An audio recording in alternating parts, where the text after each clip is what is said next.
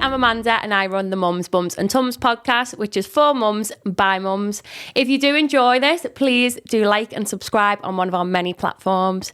Today we have with us Lisa from Mums Matter with Wirral Minds, who's here to discuss everything about mums' mental health. Hello, how are you? I'm very well, thank you, lovely. How are you? I'm good, thank you. And would you like to introduce yourself to everybody? I would. So I am Lisa. I'm the Mums Matter coordinator with Wirral Minds. Yeah. And I have been doing that for just over 3 years. Amazing. I'm also a mum.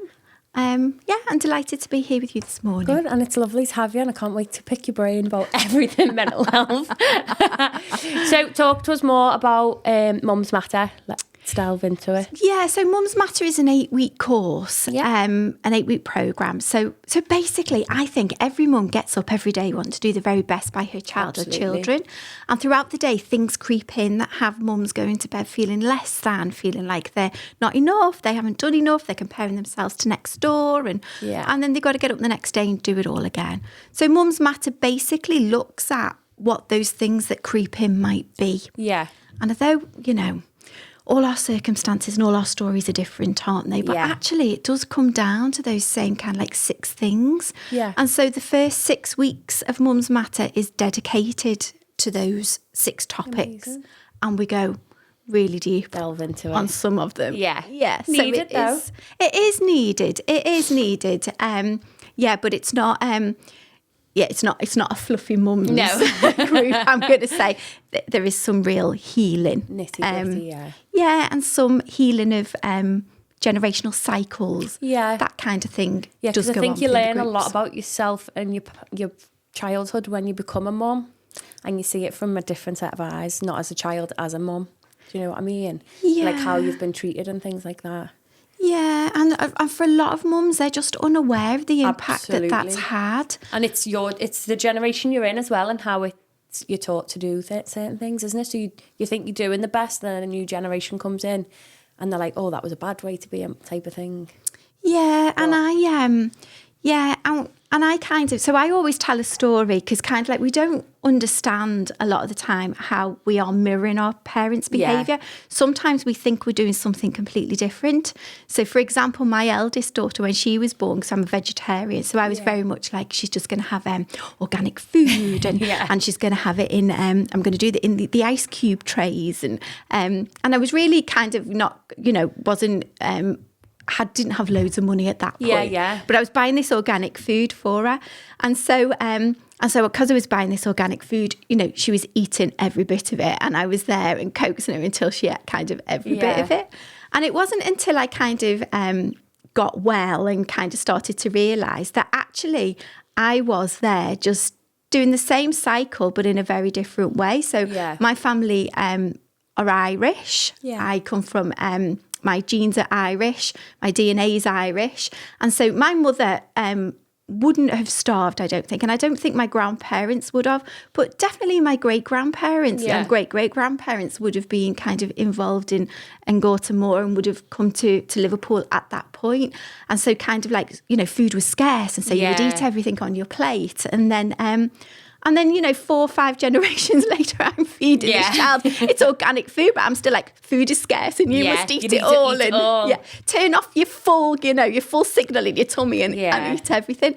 And it was a real massive wake-up call for me, because that's a generational belief that's come through the generations. And I never starved. Thankfully, And here I am carrying it on. I know. It's hard to break that though, isn't it? But it's becoming aware of it. And once we do, we can heal these cycles. Absolutely. And I'm guessing that's what the course is helping you to become aware of, those issues that you probably haven't seen yourself as well. And understanding really the part that your story and your backstory plays in how you feel about parenting and how you do parent, but with an awful lot of compassion for our parents, because they only mirror and repeated what they thought and what they'd experienced. So they thought and got up every day, wanted to do their very best too. Yeah. And just repeated those cycles, just doing their best. And we just mirror that and we just do it because we think that's what parenting is. Yeah, it's just going into like autopilot, isn't it, as well, of just what you used to, what you've grown up with. Yeah. So it's hard to do something different until you realise. until and it's that becoming aware and then having some support to be able to understand how you can change it. Yeah, that's one of the hardest parts, isn't it? Knowing how to change it.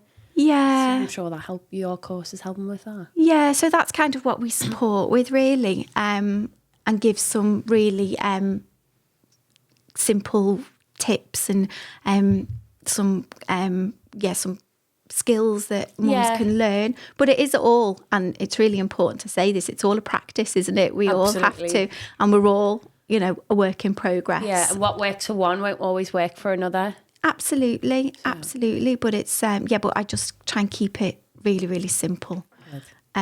Because I feel like that we have and there's an awful lot of noise, isn't there, around mental health at the moment. So we just keep it kind of simple. And it is that simple. Yeah, but simple's better, because then it doesn't feel like it's as, I don't know what the word I'm thinking of, but it's not, it's like tough and hard to accept maybe that it is, if you're not screaming it down your head that it's mental health type of thing. Yeah, and I think it's all the kind of like medical jargon. We take all of that out, and we help mums to realise that quite often it's like about connection and and it's that kind of that community support and that village that we've kind of we don't have as much anymore. Yeah, so that's kind of what we try and create a little bit really at Mums Matter. Yeah, because it's hard when you become a mum as well, especially with social media and everything, and you're just scrolling, you're seeing all these perfect lives on Instagram that aren't true. It's a snippet of someone's day, and you think, well, why don't I look like that? Why isn't my house like that? So on and so forth, and it's just downward spiral. And it can just be in that like few seconds that it's taken for your kettle to boil, and you have a little scroll, and it can put a whole dampener on your day, can't it? Yeah, absolutely. We do that in week 1, and the impact that has. And it being a snippet of like, just a snapshot of somebody's, curated day. Absolutely. We've been and set up with tripods. Told the kids to behave. I've done it myself. Absolutely. I do it with Nyla for videos, like, right, just copy this move. And it looks like, we're doing a gorgeous workout the whole hour. She's been really good, and she hasn't. But I can't post the bad, because if I posted her having a hissy fit, I'd probably get told off. So I think that's quite easy to forget that, though, if you're not into that, if you're not into social media, like recording and stuff for it. You just think you're seeing what they do every day. And I just think that some days, you can be really logical about that. Yeah. And really kind of and see it for what it is. But on other days, or if it catches you unaware, then it can really impact. And we just don't. I think as a society, we're only just waking up to the impact that's having. Yeah. And it's huge, absolutely huge, and it can just impact for such a long time. I know, and you'll just keep going back to it. I think as well, because we've obviously not always had the internet. We've only got it later in life. It's going to be more obvious with like newer mums coming in now who are younger and have grown up with the internet, so they don't know any different, do they? And they just think that is what it is. They don't. And it's but I do think that there is going to be, and I do feel there's kind of like a start towards a bit of a shift, really. Yeah, I'm hoping. And I'm kind of noticing that people are wanting to strip it back a little bit. Yeah. And are wanting kind of like simple lives, really, and just trying to take it back to basics. Yeah, it's good though. It's nice to see that, isn't it? It is. I just wish I don't talk about politics, but I just wish we had a government that would support that. I feel like it needs some backing in order for the people to feel like it's supported enough to go for it, don't they? Yeah, so, indeed. And Scandinavian countries, I kind of feel like get it completely right. Yeah, I didn't want to say that, and I just feel like, we're missing it. We're not that far away from them. They've got the heads in the right places, haven't they, with the ideas that they've got? Yeah, absolutely, and very family orientated, and mums are valued. Yeah, I feel like they're not as valued as we could value them. No, because they are instrumental to our tomorrow, aren't they? Absolutely. They really are. Well, we all wouldn't be here without our mums, would we? No, we wouldn't. So, and the future, we wouldn't have one if every woman decided they weren't having any more babies. Exactly. Then, and I just feel like that's not valued as much as it could be. Yeah, definitely. So I'm sure so your course is obviously helping mums is it 8 weeks, did you say? And that's funded, isn't it? It is funded now from Monday by We're All Mind again. Okay. So we're self-funding that. So if so if there's anybody out there who's got any idea about any like funding streams, because obviously we're a charity, let us know. But our board, really, our CEO is magnificent. She is so proactively supportive of Mums Matter. She comes and visits the groups and listens to the feedback and has been supportive from day one, really. Amazing. It's what you need. And that makes such a huge difference. Yeah. And it gives me confidence, really, to be able to kind of like push forward and be cheeky in those moments, because I'm kind of like, well, can we have the room high for free? Don't ask, don't get. And then we kind of, because I just know that she's kind of like there in the background and cheerleading always. Yeah. And that's what you need. If you've got a good leader, you're going to want to work for it, aren't you? And work harder absolutely. And make a difference. You are making a difference, which is good. Yeah. And how are the mums finding the courses? Do they enjoy it? Do they feel like they've benefited at the end of it? So we get fantastic feedback, really. So we clinically assess them at the beginning. So we use all the like clinical assessment tools. Yeah. And that's the only bit of like medicalisation that we kind of have. So we do that at week 1 and then we do it again at week 6. And, invariably they make like progress between like 7, 8, 9, 10 points. Amazing. Whereas when I kind of were within kind of the NHS, because I did counselling for a little while beforehand, if somebody made a 2 or 3 point improvement, we would be celebrating that as like miraculous. And so the data is my least favourite job, but when I do the data, it's like it's incredible to see. Blown away by it. All them mums that you're helping. Yeah. More than you realise probably as well. And it's a ripple effect for me. So this is my inspiration, really, because if a mum heals, it gives permission for the rest of the family to heal. Oh, I like that. So it kind of gives permission then for dad to be able, because if you imagine if mum is really depressed and a child brings home a certificate and the mum's in her head and kind of depressed and the child goes, whoa, look what I've got. She'll go, shush, show me later. Yeah. And not kind of, and then all of a sudden that child feels very differently about that achievement.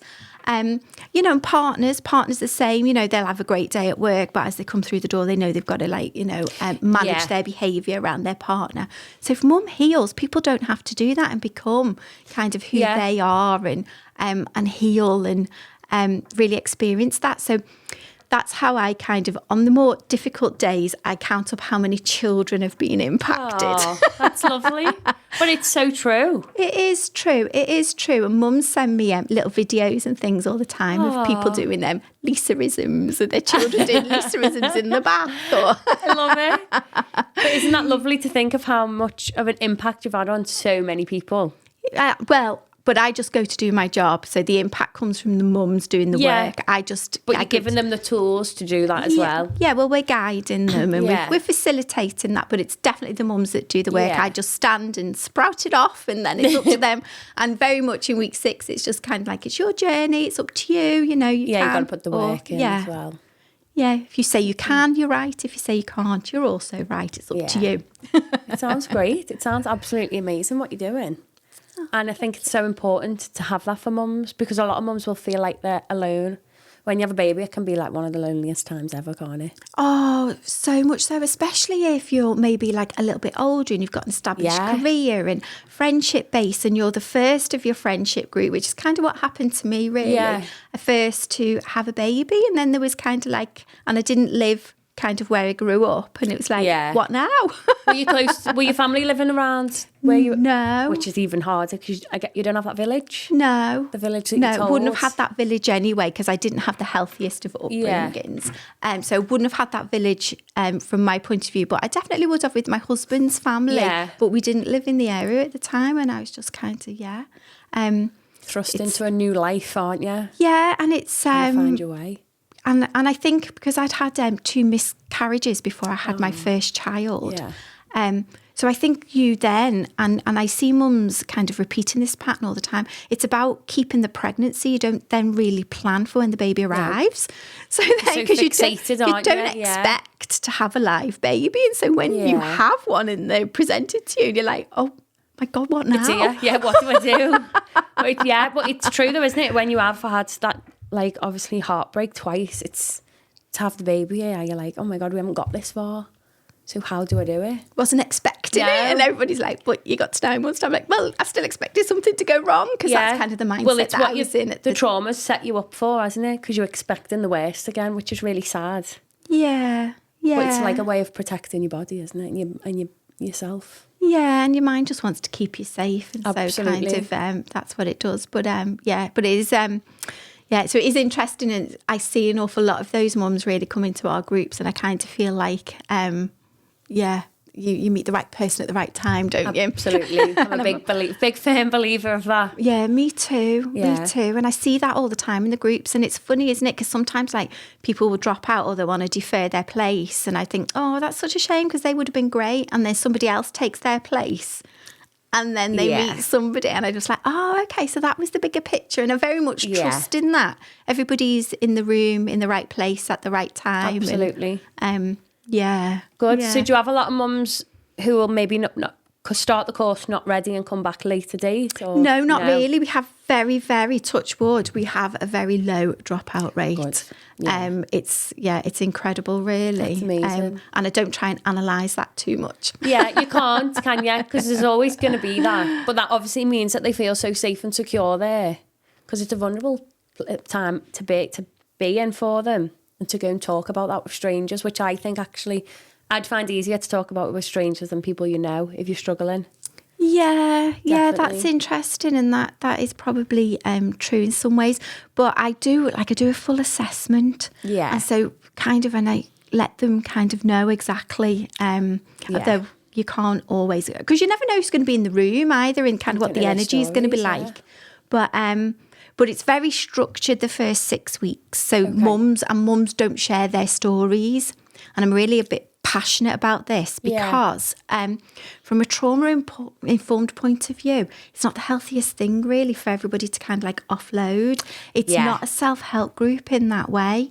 It's self-help in as much as you do the work and do the suggestions that we give. That's up to you, kind of. But it's not, let's share our stories and offload them to each other.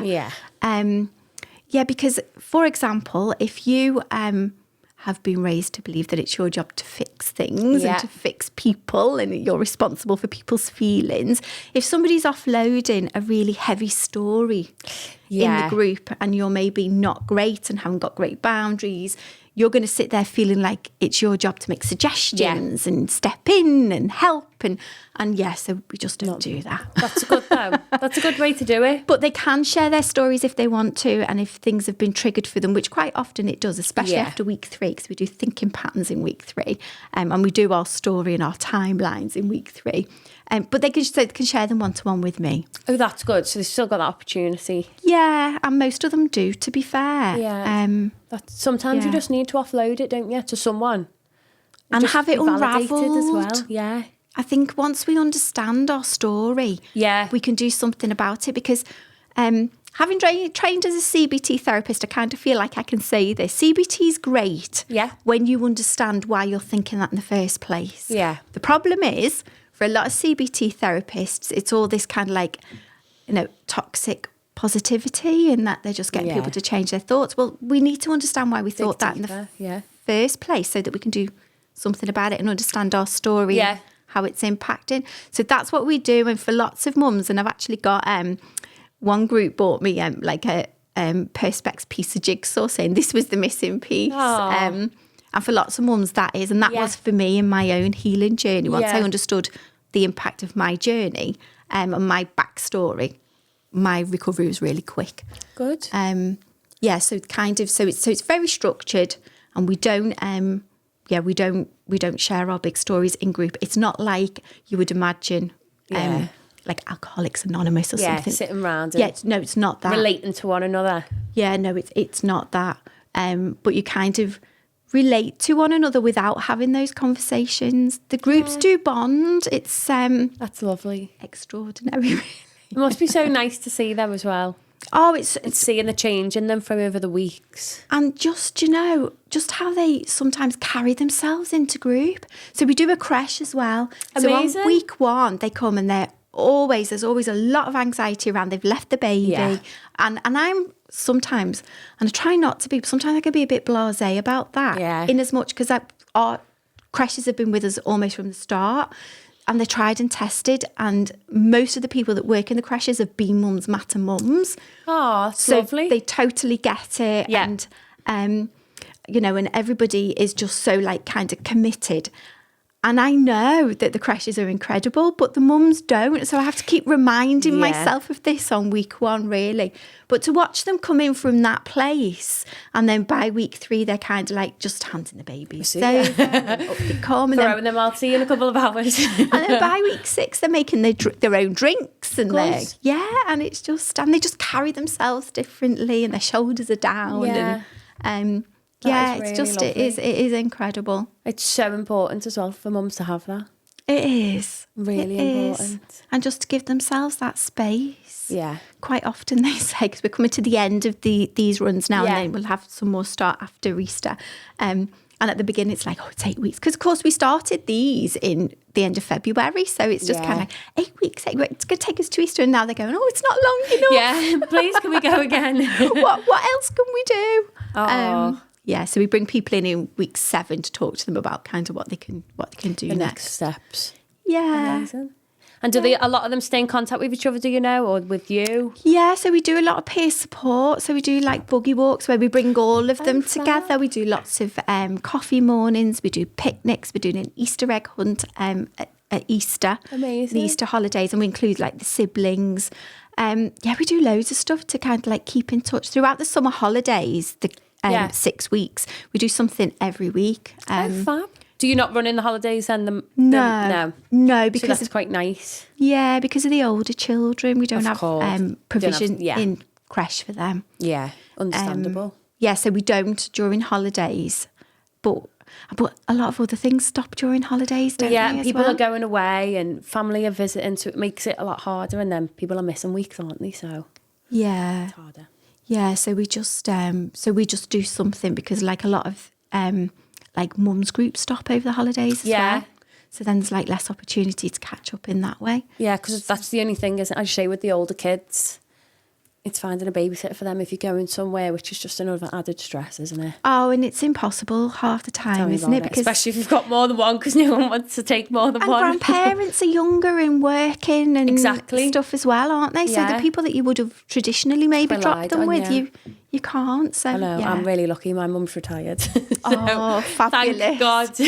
But I have a sister. She had a baby 10 months before I had Nyla, and she didn't go back to work because it wasn't financially beneficial. So I was really lucky that she looked after Nyla a lot for me. Thank God, because we wouldn't have been able to managed. afford nursery otherwise. Oh, yeah, because So that's really yeah. grateful for that. And that's always been such an expensive do. I remember we moved Yeah. down to Milton Keynes when my eldest was 2.5, and we used to pay more for her nursery than we did for our mortgage. And I was like, this is just ridiculous. It makes you want to cry, doesn't it? It does. But I worked in fraud at the time, and so I just kind of wanted to keep that job. It's hard, isn't it? Because you have to pick between a career or your kids type of most of the time. Yeah, It's and we unfair. didn't know anybody because we'd moved down Yeah. there, whereas she was making friends and we were getting to know the parents. So we just kind of decided that it was an investment. Exactly. And it's, it's a story and it's an experience for you all. And it's good. For sure it is. Yeah. So that is very good. And so how long were you down in Milton Keynes for? About 3 years. Fab. Yeah, and then we moved back up. And you're happy back up here? Oh, yeah, we've been back up here for 20 odd years now. Amazing. So, yeah. Good. But that was, my husband got a job down there. And so I worked in a bank at the time. So Yeah. I moved into their fraud department. Oh, fab. And loved it, really. Good. I made some great friends. Makes a difference when you enjoy it as well. Because when you're moving to a different part of the country, it can be like one of the worst things ever, especially if you have to go completely change your job. It can be so hard and with kids, but it's good that you enjoyed it. Yeah. I moved down to Kent for a year. It just wasn't for me. I couldn't be away from family. Oh, yeah. But we did it for my partner's work, but we were both decided it just wasn't for us. Yeah. So I dragged him up here because he's from Essex. Oh, So tricky. yeah, I dragged him up here and he loves it. Oh, He really he couldn't believe how cheap it was when he first came up because everything in Essex is so expensive because you're so close to London. Yeah. So But I bet as he got used to everybody taking the mickey out of him. Yeah. Because that's quite a culture shock, isn't it, really?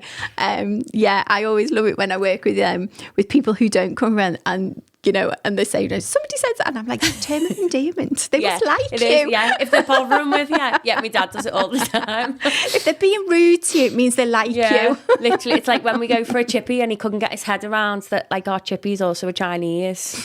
So, like, when we have a family one, they all take the mick out of him because he's like, I just don't understand why he's having all this together. And we're just like, you've just got to accept it now. It's part of your life. So, but no, he does. He loves it. He travels a lot for work still anyway, so he's always all around the country. So so you're back up here to stay. Absolutely. That's what I said to him though. If we want a family, I need that support around me of my family because he works away, which he was like completely agree. So like at the minute he's going into his busy time in the season. So he's not been home a lot because he's working so much. But I've got my mum and my sister to lean back on, which makes it a lot easier, doesn't it? Yeah, I'm very lucky, very, very lucky. Yeah, especially if your sister's got a little one as well. Yeah, they're like best friends. Well, they're in the same school year. Oh, Molly's the oldest and Nala's the youngest. They've just made it in, but they're like sisters. Fight like sisters, but love like sisters as well. So it's lovely. Yeah, it makes such a difference if someone's in the trenches with you and gets it. Yeah. Well, she'd already done it. So like when Emma had Molly, we were like just going in and out of lockdown still. And I think it wasn't the first lockdown when she had it. It must have been one of the second or third where you could have like a bubble. And because he was working away, I was like, we might as well be in a bubble with your house. And I just spent every day with her. Which makes it easier because then she could go and do whatever she needed and I had baby. But I was also practicing for my turn. Yeah, absolutely. And that inspired you. Yeah, and she has an incredible mum. She's fantastic. She was a nursery nurse since she was 16. So she just lived, eats and breathes the kids. And I'm sure she'd say the same about you. No. Yeah. Well, quite often we don't get and we don't see the good in ourselves, do we? And we just look for all the kind of like the negative stuff, and we miss our. Yeah, we parent very differently, but also the same.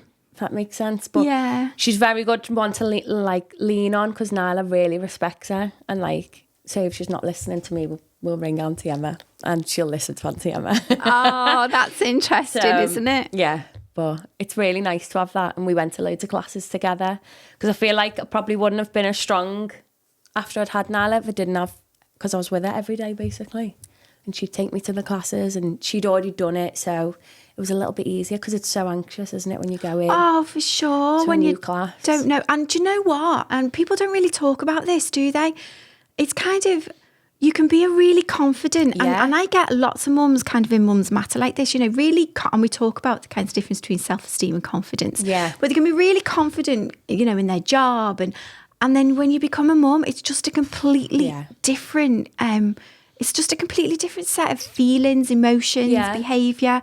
And especially if you've been in a job where you've been able to be quite in control. Yeah. And then all of a sudden you have no idea when this child is going to be hungry. No idea when there's going to be a punami. And it's all those kind of unknowns, whereas you're very used to and you've read all the books, but the baby hasn't read the books. No, we're not on the same page. No, it is hard. It's like with my job, I come across very confident. But it's because I'm the only one in there who knows what's going on. Everyone coming in is unknown. And then when I became a mum, I just lost all my confidence in everything. Well, it's got it back. Self-esteem then, really, isn't it? It's how you see yourself in the world. Absolutely. You can be very confident in your job, but if you don't see yourself at the same place, and you can be very confident in your job and not even realise that you're being very confident, but you kind of, your skills and you know that this is what you're good at, this is what you've trained for, this is what you can do. But if you're not feeling kind of, believing that that's your place, and it's how we see ourselves can be very different. Definitely. And so, confidence is, knowing your skills and your self-esteem is how you see yourself in the world. And we get very confused with that. And do you know, clinicians mix them up quite often as well. Yeah. But you kind of, it's your self-esteem. Week 4 in Mums Matter. We address that. But it's a good way because that's not something I've ever been told, but it's actually, it makes sense, doesn't it? Yeah. Absolutely. I see it with mums all the time coming to class. and they'll message and they'll say, I'm so nervous about how the baby's going to act. I'm so nervous because I'm so unfit. And all I say is, as long as you come, doesn't matter how much or how little you do, you'll probably shock yourself because they're always nervous what if the baby cries. It's a baby class. If your baby's not crying, someone else's is going to be. So don't stress it. It is just that worry, though, of how other people are going to judge you. And I think once they come to a class, they realise there's no judgment. I really, really don't have any judgment in class. And that's what I've always advocated. It's not that type of place because you don't need it as a mum. And, you know, it's the one thing you can be sure of. Baby's going to cry. Oh, absolutely. And they'll probably all cry at the same time when I've only got one set of hands to look after them. Babies get hungry and that's that. Well, babies exactly. sometimes want connection. That's that. Sometimes babies are a bit cold and, you know, they've no other way to tell you. Exactly. So one thing you can be certain of, and I always say that about the creches, they will cry. They will. It's normal. When Nala was younger, I remember she was crying once we were somewhere and I was getting really panicky. It used to set something off inside me. And I'd be panicking to my mum about what other people think. And my mum said, she's a baby. What do they expect? Don't come to places where there's babies if you don't want to hear a baby cry. But I couldn't get that into my head when she was only a month old because the stress just sets in, doesn't it? And I think I'm quite a bit of a people pleaser. Not as much so now. Yeah. Being a mum is healing that a little bit. But yeah, I was a massive people pleaser, so I'd panic if it was disrupting anybody's day. But now I'm just whatever. She's a kid.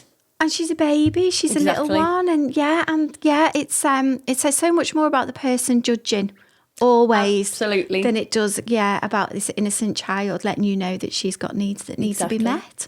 Because that's what they're doing. Well, yeah, they don't know any different, do they? No. And that's something I think mums don't realise unless you've got someone behind you to say, look, it's okay for this to happen. It's normal. And that's the thing, isn't it? I'd be more concerned if she didn't. Yeah, it's kind if she's of not crying, what's the matter with her? It's my usual. I'd be more concerned if they didn't. And if they didn't cry and crash, I'd be really concerned about that. Exactly. But our crash workers are just incredible. But amazing. It's... Oh, your heart goes out to them, doesn't it? Those absolutely. Mums that, because at that time in your life, it feels like the worst thing in the world, doesn't it? And it does, and that kind of thing that sets off for you is that kind of if your self-esteem isn't great and you feel like maybe you're not good enough to be able to meet the needs and then people are watching and what will people think about that, and then you just end up on a spiral. Absolutely. But it's just so we kind of talk around that a little bit really in our week 3 about kind of because the feeling doesn't come first, it's a thought. And mums don't always kind of understand that. And that's what we start to bring mums into awareness a little bit. And it's just a thought and it can be changed. And once you understand where it's coming from and what you believe about yourself, you can change that. Neuroscience tells us it only takes 21 days. Really? For sure, for you to be able to adopt a different habit, rewire your brain to have a different habit. So make it a good rewire. Yeah. That serves make it worthwhile. That serves you. And just keep practicing it 21 days. It'll start to become your everyday, and your first thought then starts to change. Yeah. Oh, that's very interesting. It is interesting. It's a really good tool as well to look at it that way. We just keep it simple. I just keep it simple and don't blind people with science. Just keep it really, because you've got enough going on, haven't you? Especially when the baby's little. Yeah. Just keep it really simple. It's a thought. A thought can be changed. It's up to you what you think. You just need to understand why you thought that thought in the first place. Get to the root of it. Yeah, and it usually comes down to something we believe about ourselves, and I keep that really simple as well. Oh, that's really good. So over the 8 weeks, talk me through each week what the theme type of thing is. So week 1, we look at the perfect mum. Ooh. And we decide, and I ask the mums kind of give me what the perfect mum does, and they have no problem at all. And I do it on a flip chart, and we fill this flip chart, and they shout it out, and it takes moments. And then we decide that actually the perfect mum doesn't really exist. And I'm just if you've got these women who are behaving like this in your life, next time you see them, give them a hug. They need it more. they do, because they're showing this on the outside, but they'll be paddling away like a little duck underneath. And then we look at what the good enough mum does, and they struggle. They struggle with that, but this is the stuff that they're already doing. Yeah, but they just can't see it. They just can't see it. And then I share some science. There's some science behind like how healthy the good enough mum is. Yeah. And so that's week 1. And the invitation at the end of that session is to go away and let go of trying to be the perfect mum. The issue is if they've got a mum themselves who's trying to be the perfect mum, and then they're very much projecting that onto them.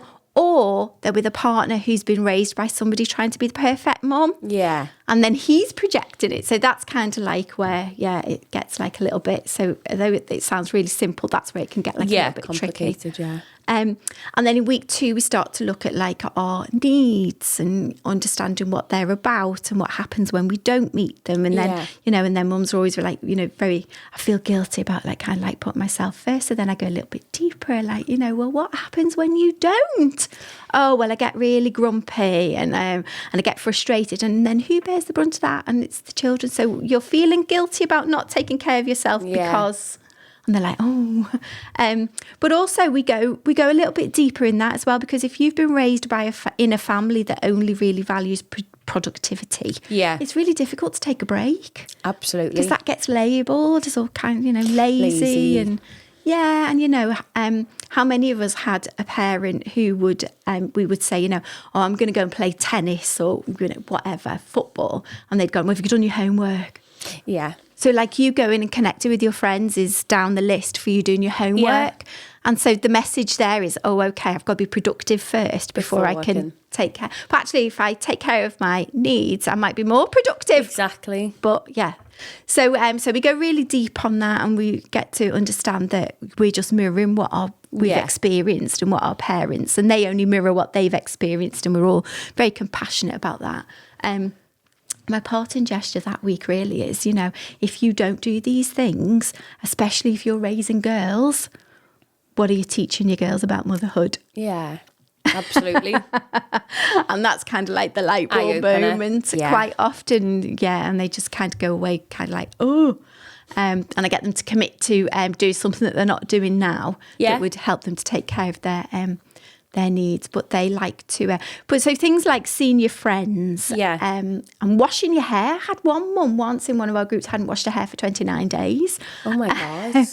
And so I get them to commit to something that's going to kind of like help them with their well-being. And so I get a lot of resistance around that week because they kind of think like connecting with their friends is a nice to have.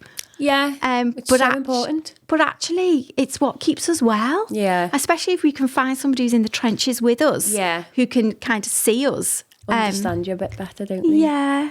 Yeah, so that's week 2. So I have to have them letting go of the idea of the perfect mum, becoming the good enough mum, taking care of their basic needs. So then week 3 is quite a big one because that's where we start to look at thinking patterns and our timelines and...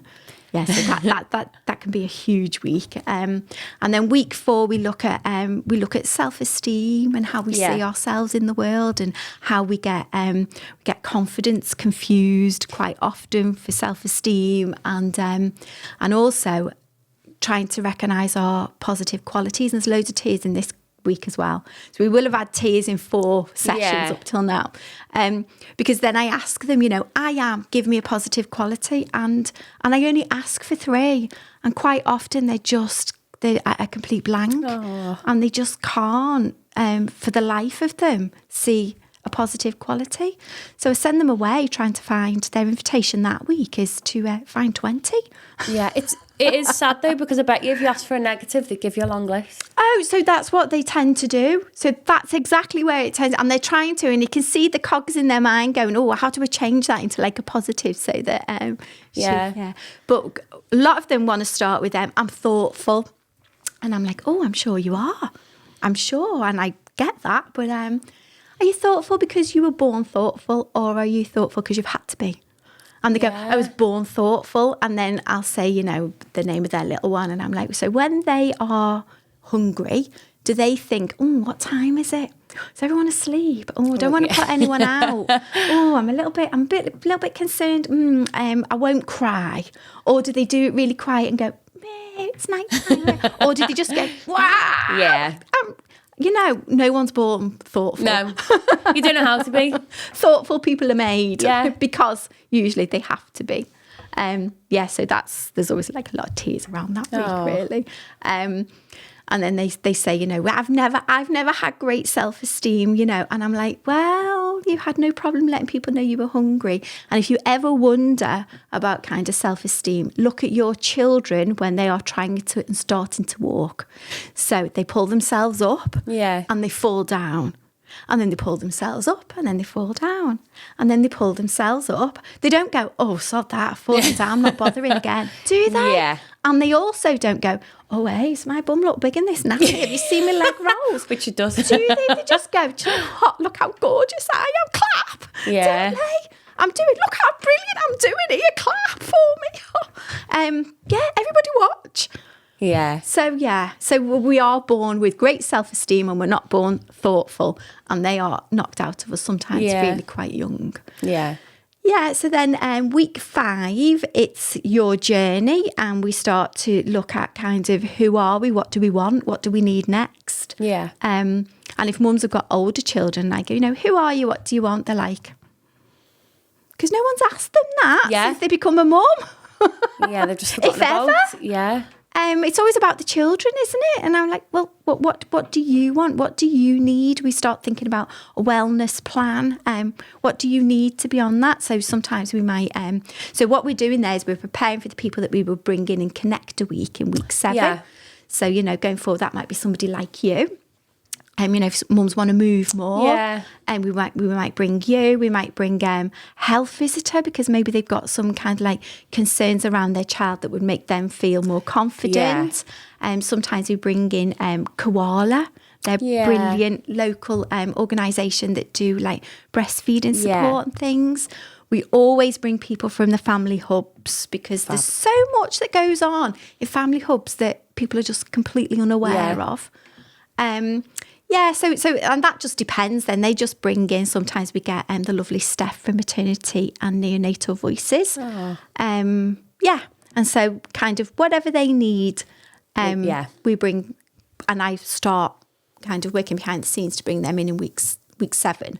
And then week 6, we talk about what, you know, how we take it from here and what we kind of do. And we talk about having an attitude of gratitude practice and the impact that can have, and introducing that at a really early stage to our children. And then they start to, because what we look for, we find. Yeah. So if we're always looking for the negative, we'll find the negative. But if we're looking for the positive, and we're looking for things to be grateful for, and we've got somewhere to bring them. So I always suggest around the dinner table. I love that. And if we have like this gratitude practice around the dinner table each night, you know, what 3 things are you grateful for? Yeah. The children spend all day looking for them. Yeah. So they'll let the negativity kind of pass by.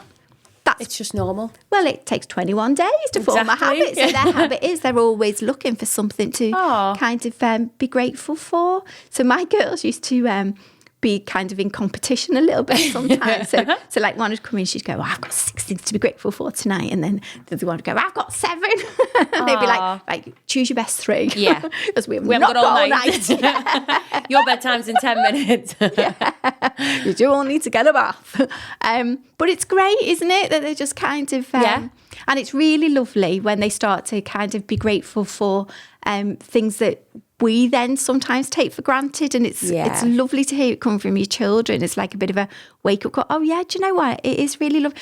We had our boiler was off, broken, as lots of people, not last winter, the winter before, and I just remember being really grateful for a fair few weeks afterwards that we had running hot water. And then my daughter, it was away. She's at university in Ireland, and then she come home, and obviously, you know, she has to put the boiler on, so she has to put money in. And then she come home, she go, it's just great, I can just get a shower. And I'm like, do you know, You take it for granted, all the little things in life. Absolutely, yeah. So, so that's week 6, and then I get some feedback from them, and we do the clinical assessment again. Yeah. And then week 7, we bring in all the connectors, and that's just lovely. We just sit round and have a coffee, and you share kind of like 5 minutes about your service. We have loads of questions, and sometimes people stay because they want to hear what the other people have got going on. So that's lovely, the Connect a Week. Good. And then week 8, we go, and it's the first time then that we're all together in a group with the children. And we go and do something. So it might be like a walk to the park, or the mums in one of the groups at the moment want to go to the beach. So depending on the weather, we'll see what happens there. But it will be the school holiday, so we'll bring the bigger children as well. But we've done loads of lovely things, and sometimes it's a coffee morning, just a bit for stay and play, especially in the winter. Yeah. But we try and get them out if we can, really. Yeah, get a bit of sunlight on the skin. Yeah. Because that makes a world of difference, doesn't it? Just getting out the house sometimes. It does. And it's a really good mindful practice, isn't it? Just to get out and take some deep breaths. Get some fresh air. Yeah. Yeah. And get them into the practice of that as well. Yeah. Yeah, and then week 8, they're just like, it's gone too quick. What can we do now? Please don't let us go. Yeah, and so so we're up to that really. Yeah, that point in the groups where they're just kind of like going, can I volunteer? And can I? That's lovely though that they want to come back. That says a lot about the group. Yeah, it does, and they all make such great contributions. Good. We've had, I've got a couple of volunteers who volunteer in the groups now who were in my very first group 3 years ago. Oh. And there's one in particular who's she's been there the entire time, runs a Facebook group and everything. So so if you're listening to this, Jess, hi. Thank you. Love you lots. So she feels a bit like one of my girls now, really. You do. I bet you do take them under your wing a little bit though, and you've seen her grow, I'm sure, a lot. Oh, and she just, she is incredible. They're all incredible. Yeah. Yeah. It's a lovely job. Good. It's rewarding. Busy, but lovely. Good. And that's what you want, something that you can enjoy, and you're helping people. It makes it worthwhile, doesn't it? Oh, it does. It does. It's I think it's quite tough being in the charity sector at the moment. There's an awful lot of funding that's being withdrawn, and people are really kind of struggling. And if you speak to people in other charities, there's a lot of uncertainty. It's a shame as well. It is so important. It is a shame. It is a shame. But we just concentrate. I just take each run of groups as they come. Yeah. And if the board can find the funding, this is why fundraising is just so important, really. If the board can find the funding for the next round, then brilliant. And if they can't, then that's brilliant too. Yeah. We've had a good run of it. Yeah. So what type of fundraising do you do? So that fundraising found me last year on my birthday, my 53rd birthday, jumping out of an aeroplane. Oh my goodness. But I felt the peer pressure from that. But our CEO does it. She's incredible. Absolutely incredible. She won Strictly. We did amazing a fundraising Strictly the first year that I'd joined mine. She won it. I think she was the oldest contestant, and she put so much into it. So we just do. There's a crazy gang, because this was something I didn't sign up for. It was a hell no from me. They're coming down the Liverpool Cathedral. Oh my goodness. Doing one of those abseiling things down the cathedral. Yeah, so that's happening in July. And you're not taking part in that one? I'm not. I'll hold coats. Yeah, I'll stand and take pictures and wave. Smile and wave. Yeah. But we do all kinds of things. Amazing. Really. And all kinds of people, and it's really humbling, I have to say, all kinds of people do all kinds of things for us. Good. Because they kind of see the value, I think, in the service. Yeah.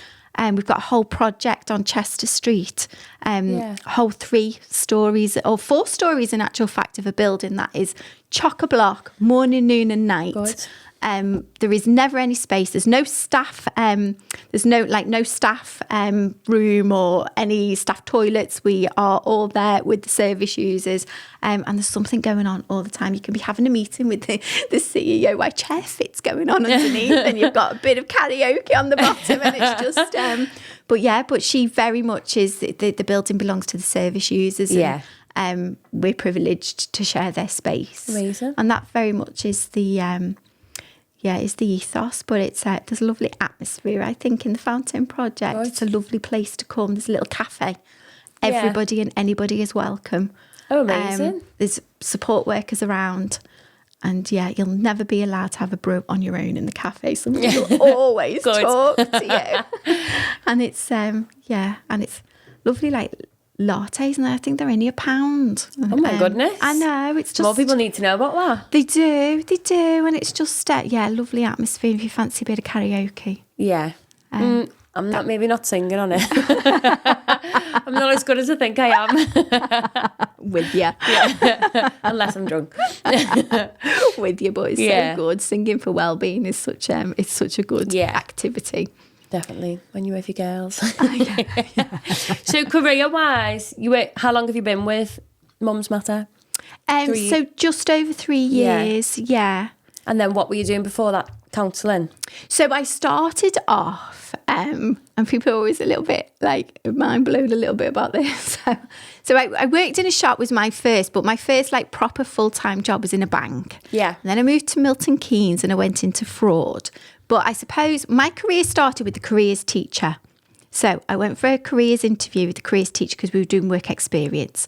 And so I said to him, he said, what would you like to do? I said, I'd quite like to go to like a local solicitor's and kind of see kind of how that. And he went and laughed at me. And he said, Boots are looking for people on the beauty counter. There's the number. So because I was people pleaser too and would never have been cheeky to anybody. So I went home raging. And I said to my mother, thinking, because at that point she would have, purported to be in kind of like burn your bra woman's lib. Yeah. And I was like, the careers teacher said, and she went, I said, and he said, they're looking for people in Boots. And she went, yes, I go and give the number a ring. So I was like, thanks. So there was a rage, I think. So I went to work in a bank and then I moved down south and I went to the fraud department and I was really interested in like the legal aspects of that. So when we came back, I then did a law degree and retrained and was qualified as a barrister. Wow. So I worked in Liverpool Crown Court for a little while, but knew the whole time that kind of I had real serious mental health issues, really. So I was always studying, even when I was doing my law degree, I was always studying on the side. So I trained as a counsellor, did CBT, trained in NLP and kind of, so I was like trying to heal myself and then did all the alternatives. I was doing like aromatherapy and Reiki and all things that I love now, but just kind of it didn't really heal me. And the missing piece for me was when I found the timeline and kind of my story and how that was impacting, and then because of the training that I'd already had, I could kind help of yourself, and then I kind of did some hypnotherapy training and then set up my own practice.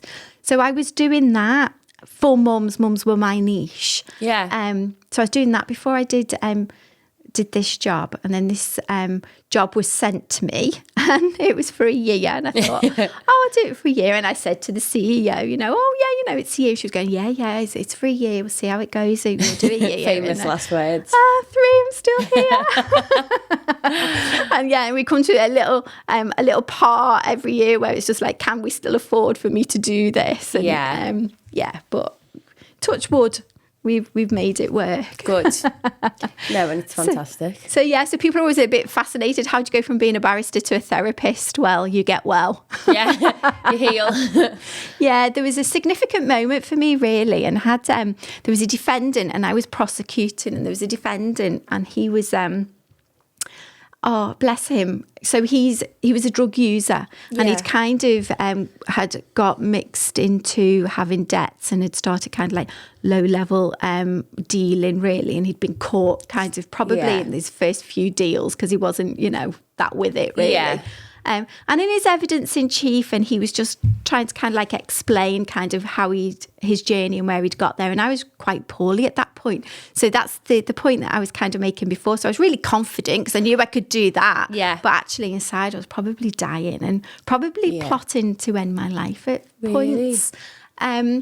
And I just listened to him and I just thought, you know what? There's no difference between you and I. And I caught his eye and I just thought, there's really no difference between you and I. You use street drugs, but actually I'm to and from. I pester the bejesus out of the NHS. Because I'm always thinking, is there another drug? And if somebody tells me they're on a different antidepressant, I go and want to try it, And I just thought, there's not much different. We're both trying to heal from something we don't understand. And that's the underlying issue. I think if you don't fix the underlying issue, it's never going to heal you properly. And we're just going to carry on, just kind of, repeating those behaviours. Which is why it's so important to have things like Mums Matter so you don't get to that point. Absolutely. Because I do think it's really easy for NHS to just put people on an antidepressant rather than send them to the therapy that they need because it's expensive. Absolutely. And find out what the issue is. And there isn't very many intervention therapies available on the NHS. No. Which is sad, really, because there's an awful lot of money being spent on therapies that possibly aren't as effective. Yeah. All in the wrong places, all the money. Yeah, but we're not going to talk about politics. That's for another day. No, it is hard. And that's why things like what you're doing is so important. So you're actually helping the mums before it gets to a point where it's too much for them. Yeah, some of them it's been too much. They've kind of been with the perinatal team, and we're the next step down to them coming in to the community. So those mums are always kind of quite interesting. Yeah. Yeah, some of them make such great most of them make great progress, but some of them make like super charged progress that I'm just in awe of. Good, and I'm sure they feel fantastic for it afterwards. It just to understand it. They teach me so much. They do. Yeah. I learn something from every group every time. That's good. It's That's what you want. Incredible. Working with mums, I find, is one of the most rewarding things ever. I absolutely love it. Oh, it is. It is, because they all do just genuinely want to do their best. Yeah. And be their best. Yeah.